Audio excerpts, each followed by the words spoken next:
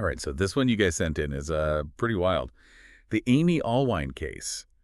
It's one of those stories that makes you think, even those like perfect families in perfect towns can have some dark, dark secrets. Cottage Grove, Minnesota sounds lovely, right?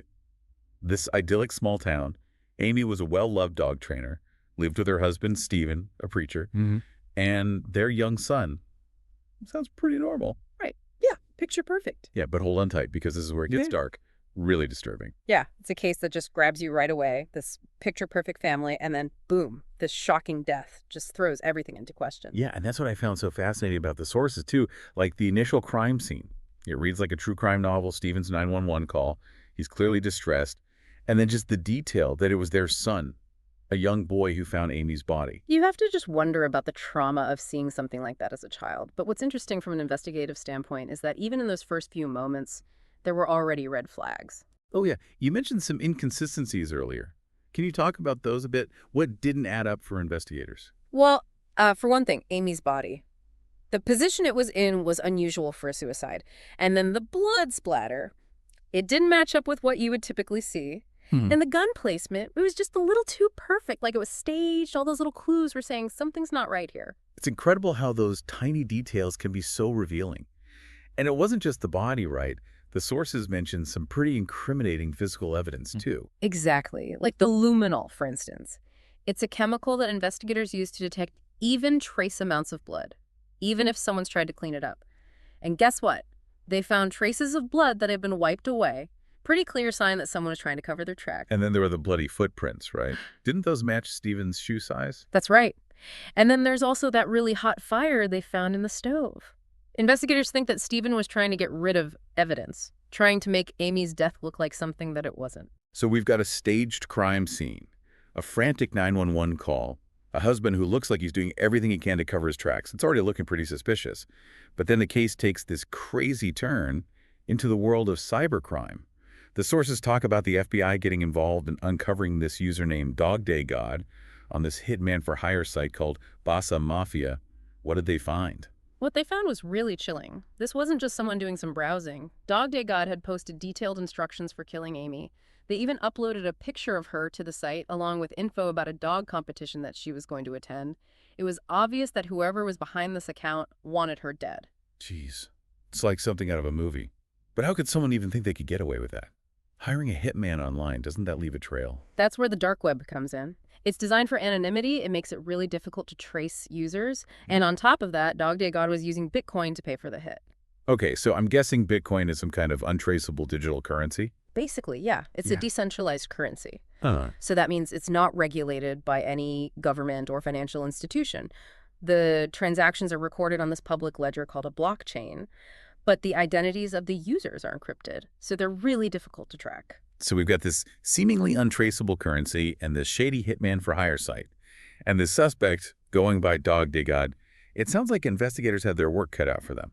They definitely did. But it gets even more complicated because there was another layer to this whole digital deception. Enter Jane. Jane. Who's that? Another hitman. Not quite Jane was the name that someone was using to send Amy these anonymous, threatening emails. They were filled with really personal details about her life, about her son, even mentioning things like what color shirt her son wore on a certain day. These weren't just threats. They were designed to scare her, to control her. So we have the physical evidence, the hitman for hire site, and now these scary emails. It's starting to feel like a really tangled web. And just wait till you hear about Stephen's double life. This is where the hypocrisy and the betrayal really comes in. Remember, this is a man who preached morality and family values for a living. Oh, there's more. What else did investigators find? Well, let's just say that what Stephen was doing online told a very different story than what he was saying in his Sunday sermons.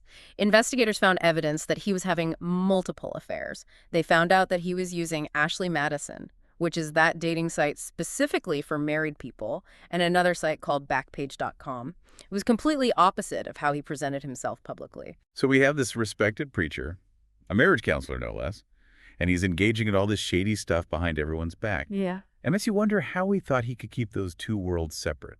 It's a classic case of living a double life, carefully constructing this perfect image while he was doing all these things that completely contradicted it. It just shows how we often only see the surface, the carefully crafted persona that people want us to see. So we've got a staged crime scene, A dark web hitman plot, menacing emails, and now this revelation about Stephen's double life.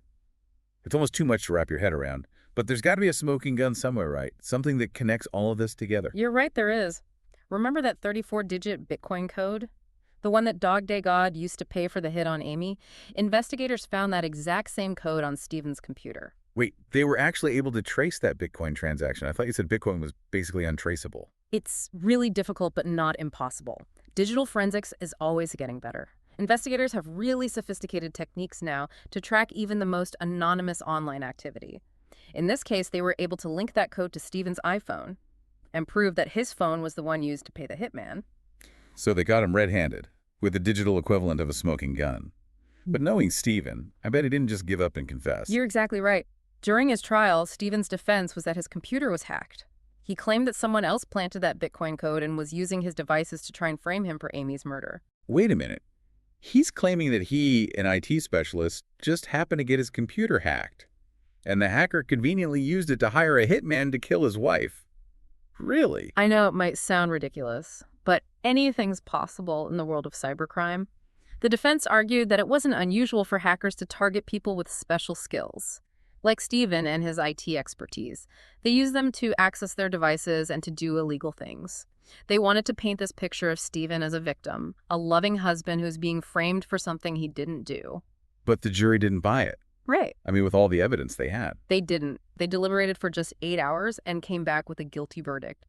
It shows that they found the prosecution's case with how they presented the digital evidence, the physical clues, and all the witness testimony. A lot more convincing than Stephen's claim of being hacked. Really shows how powerful digital forensics is these days, doesn't it? I mean, a few years ago, a case like this might have gone unsolved. But now, all that stuff we do online, it can really tell a story. Yeah, but it's like a double-edged sword in a way. Right. It can help catch criminals. But it also raises all these questions about privacy and, like, being watched all the time. It's kind of creepy to think that everything you do online could be tracked and analyzed. You're right. That's definitely something we need to be talking about as a society. Where's the line between security and privacy? How can we make sure these tools are used the right way? These are questions that are going to get even more important as technology gets even more advanced. For sure. But for now, let's get back to this case. Because believe it or not, there's more to this whole thing. The sources mentioned something about an attempted poisoning. Yeah, that's right. Yeah. Before Stephen used the gun, investigators think he actually tried to poison Amy.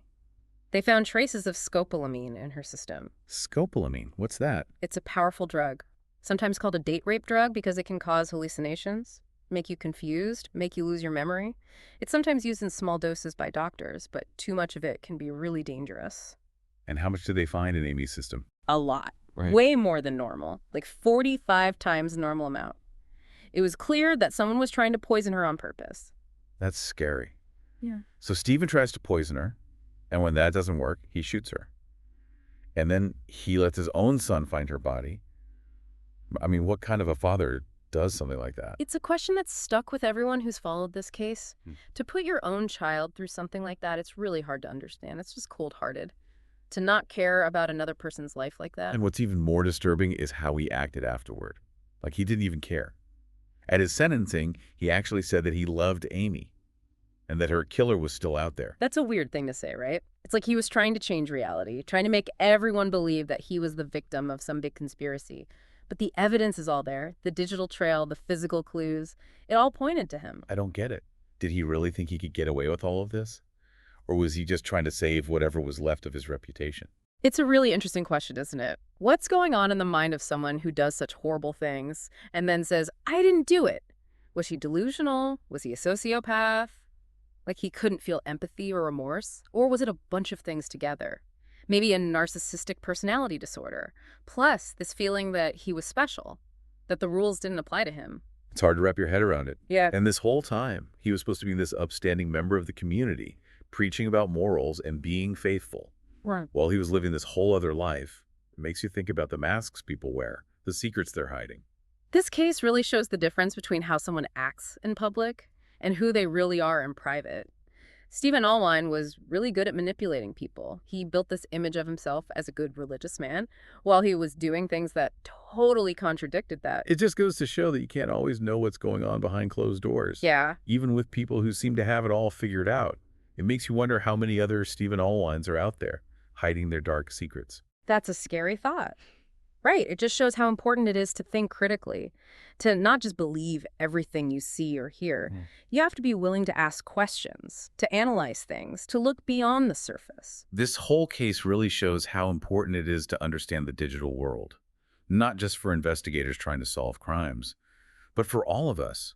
We're living more and more of our lives online. Exactly. We need to understand how technology works, how our information is being used, and how to protect ourselves online. Because as we saw in the Amy Allwine case, the stuff we do online can be really revealing and it can have some serious consequences. Yeah, it's not just about avoiding becoming a victim of some cybercrime. It's about understanding the power of the technology we use every day Yeah. and making sure we're using it responsibly. Exactly. And lastly, this case reminds us that bad things can happen anywhere, even in the nicest places. It reminds us to pay attention to our gut feelings, to trust our instincts, and to never take our safety or the safety of our families for granted. This whole deep dive has been really eye-opening.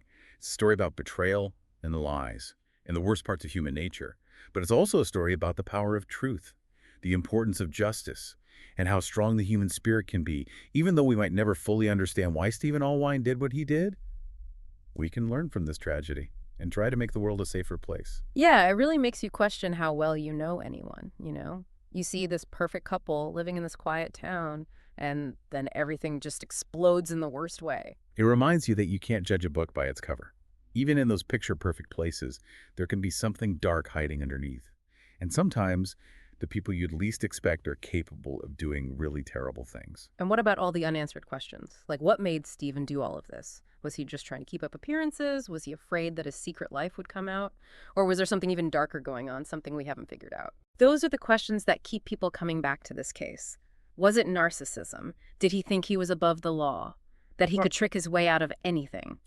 Or was it something deeper, maybe something to do with his religious beliefs that led him down this path? It's like a rabbit hole, right? Yeah. I bet there are people out there obsessed with this case, trying to find those missing pieces, trying to get inside the head of a guy like Stephen Allwine. Oh, absolutely. Gotcha. And if anyone out there wants to dig deeper into those questions, there's a ton of stuff online, documentaries, articles, forums, you name it. People have gone through every single detail, offering all sorts of perspectives and interpretations. It's a scary story, but it's hard to look away.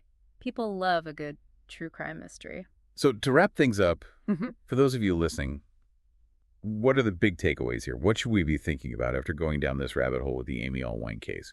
Well, I think there are a few important things to keep in mind. First, it shows just how important digital evidence has become when it comes to solving crimes. Everything we do online, whether we realize it or not, leaves a trace. And as technology keeps advancing, that trail becomes easier and easier to follow. So it's like we're all leaving our fingerprints behind online, for good or for bad. Exactly. And that brings us to the second point, digital literacy.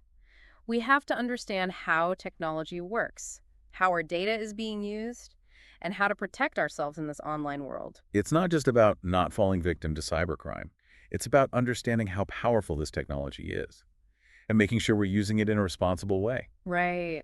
And finally, this case shows just how important it is to think critically, to question things, and to look beyond the surface. You can't just believe everything you see or hear, especially these days when there's so much misinformation and manipulation going on. It's a reminder to be more careful, to pay more attention, and to be cautious about how we interact with both the physical world and the digital world. Definitely. And on a more personal note, I think this case reminds us that even in the most beautiful, peaceful places, darkness can still exist. It reminds us to trust our gut and to never take our safety or the safety of our loved ones for granted. Well, this has been a real eye-opener. It's a story about betrayal and lies and the worst of humanity. But it's also a story about how powerful the truth is, how important justice is, and how resilient we can be. Even though we may never fully understand why Stephen Allwine did what he did, we can learn from this tragedy and try to create a world where these kinds of things are less likely to happen. Thanks for joining us for this deep dive.